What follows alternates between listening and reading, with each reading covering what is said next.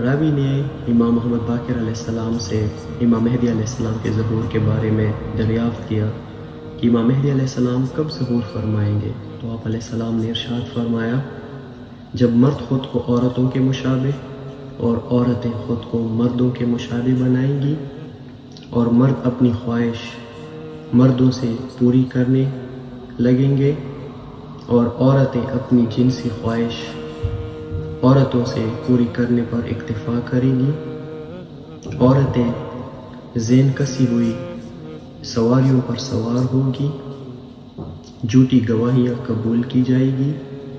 اور صاحبان عدل کی گواہیاں مسترد کر دی جائے گی۔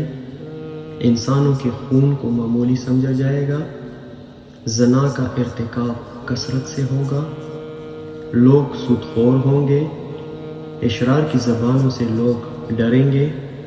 سفیانی شام سے اور یمانی یمن سے خروج کریں گے، اور بیابان میں زمین شک ہوگی،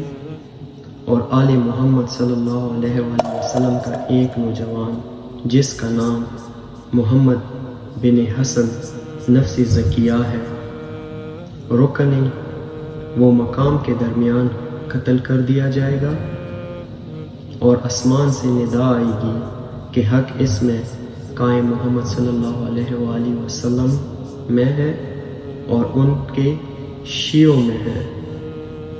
تو اس وقت ہمارے امام مہدی علیہ السلام کا خروج ہوگا۔